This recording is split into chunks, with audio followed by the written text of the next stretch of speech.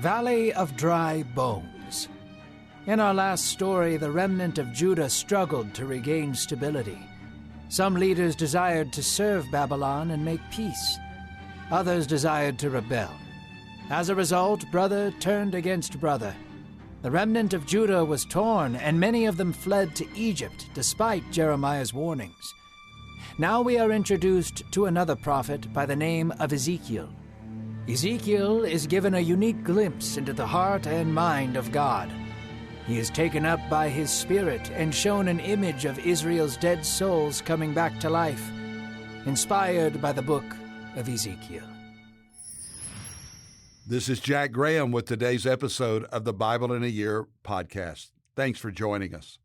In our last episode, we heard about the remnant of Judah that remained in the land after the Babylonian conquest.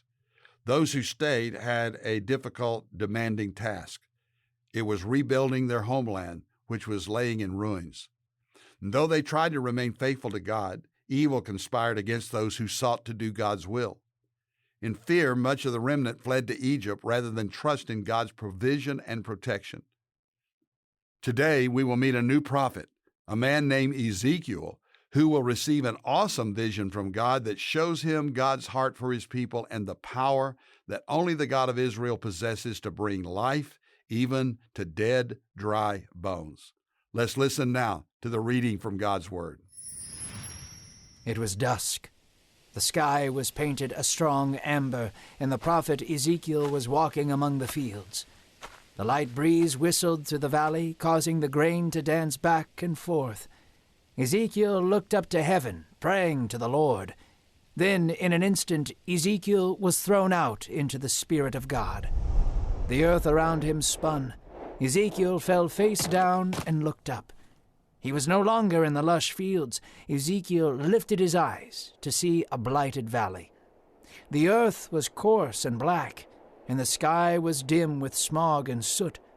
Ezekiel heard a crack beneath his hands and feet. Bones. Ezekiel sprung to his feet and saw that the entire valley was laced with dry and rotting bones. The Spirit of the Lord took Ezekiel by the shoulder and led him among the valley of dry bones, so dry that they cracked and ground into a powder as he stepped on them. A wind blew through the east. Dust and bone covered the entire land. It was a bleak and ominous sight. A voice flew in with the wind and asked, "Son of man, can these dry bones live?" Ezekiel looked at the blighted valley. There was no sign of life for 100 miles in every direction. "Oh, Lord," Ezekiel responded, "only you know the answer to that." The wind blew against his face. "Speak over the bones, Ezekiel," God said. "Speak for me anything." "Oh, you dry bones, hear the word of the Lord. I will breathe life into you. Your bodies will be covered in sinew, flesh, and skin. I will put my breath in you, and you shall know that I am the Lord." Ezekiel nodded and looked upon the desolation. He lifted his voice to the dry bones and spoke the Lord's words to them. As he spoke, the wind picked up as if the breath of God was flowing through the valley. The wind whistled, and the sound of rattling filled the atmosphere. Ezekiel watched as the bones rolled across the valley to find one another and come together. Bone found bone, and skeletons were made whole. Sinew wrapped around the dry and blighted bones, and muscles began to form around the limbs. Skin covered them, and Ezekiel saw a sea of people lying lifeless on the ground. There was no life in them, no breath of God's Spirit. Ezekiel could feel the light caress of the breeze. In it he heard God speak again, saying, "Prophesy to the breath, Ezekiel. Speak for me and declare the four winds of God to breathe life into the dead." Ezekiel was quivering. His heart could barely contain what he was experiencing. At first, Ezekiel said nothing. He struggled with the words as he stared upon the valley of lifeless bodies. He regained his composure and prophesied over the dead bodies with the words of God. And in that instant, the wind howled from every direction, the breath of God's Spirit, the Ruach, the Pneuma. The same breath that breathed life into mankind blew mightily through the valley. Ironically, Ezekiel was breathless. He watched as life was breathed into the dead bodies. He watched them rise from the ground and stand to their feet. Soon the bodies were covered in armor, and a vast army stood before Ezekiel. It was a magnificent sight. The prophet fell to his knees, beholding the army of living bones. "These bones are the house of Israel, my children," God said to Ezekiel. "They believe their hope is lost, just like these dry bones. You must tell them that I am able to open their graves and raise them to new life. I shall put my spirit in them, and they shall truly live. They shall know that I am their God, and I am the author of life." Ezekiel was still on his knees, trembling at the voice of the Lord. His presence was comforting, yet terrifying, strong, yet gentle. He hung on every word spoken to him. "Take 2 sticks and write on them," God commanded. The prophet grabbed 2 fallen branches about the size of his arm and began to carve out the words of the Lord. "Behold, I am going to take the branch of Judah and the branch of Israel and make them one again. I will gather them and make them a single nation. They will not fall again into idolatry, for I will cleanse them of all unrighteousness." Ezekiel marveled at the words of God. The thought of the 2 nations once again coming together seemed too good to be true. It was a dream come true. But who would lead such a nation? None had been successful since the reign of David. The Lord spoke again, saying, "A son of David will be king over the one nation. I will make a covenant with them. They will sit in my presence, and we will be close once again. I will shepherd them, and all the nations shall be blessed because of them." This God spoke concerning the coming king, the great hero that all heroes pointed to, the great priest that all priests pointed to, the great king that all kings pointed to. The Son of David would bring about the true character of God and bridge the gap between mankind and its Creator. This hero would be Jesus, the Christ, and the Son of God. In today's reading, we're introduced to a new prophet, a man named Ezekiel. God had spoken through Ezekiel for many years, warning Judah and calling them back to God. But as we already know, Judah did not repent, and they were defeated, conquered by the Babylonians. Ezekiel was taken along with his people into exile. Ezekiel's name means God will strengthen. And as we will soon discover, God is going to use Ezekiel to tell his people just that their God will bring strength even to what they believe to be dead and hopeless. For one day, God's Spirit came upon the prophet, and he was taken up in a vision. As he looked around, he was in a valley, surrounded by nothing but dry, dead, lifeless bones.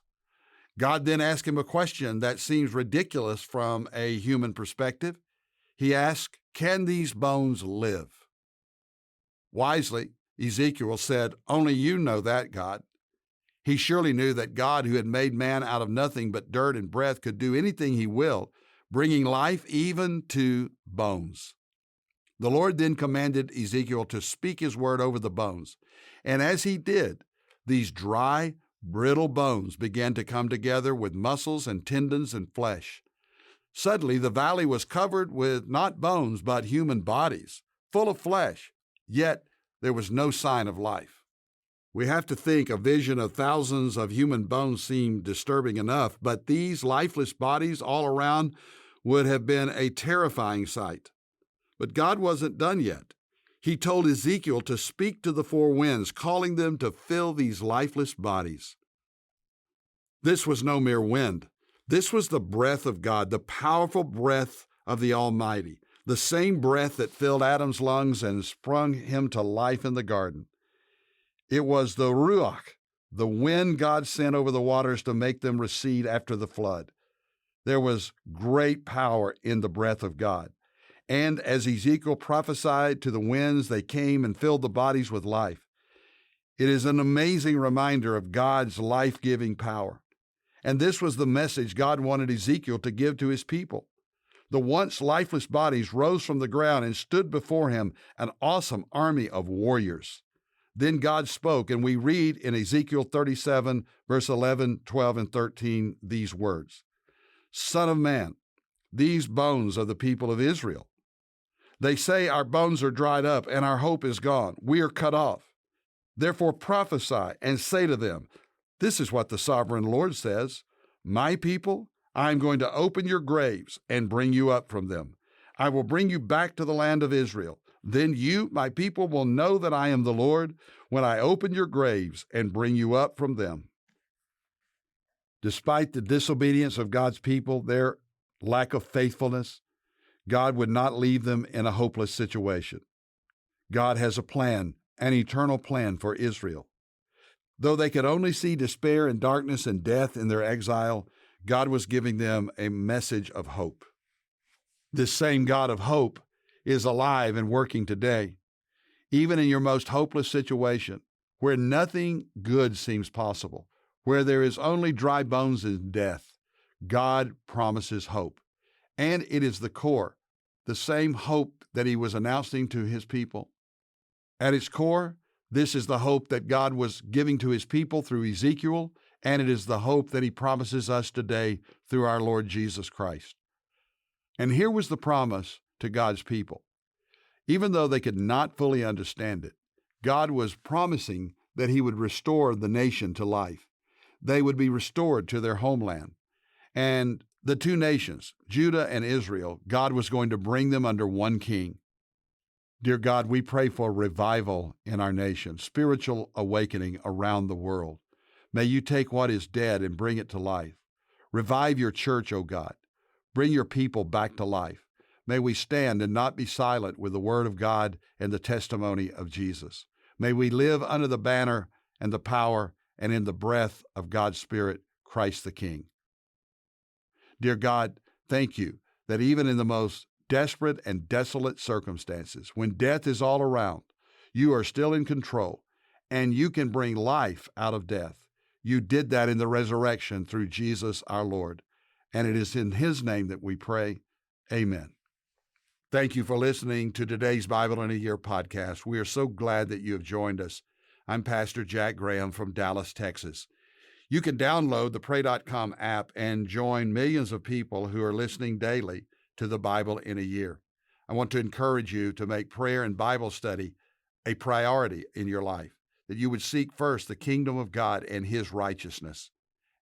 If you enjoy this broadcast, let me encourage you to share it with others, people that you love, people that you know, people in your church, because we believe the Word of God makes an eternal difference in people's lives. If you want more resources as to how you can live the Christian life, be sure to visit jackgraham.org. That's jackgraham.org. God bless you.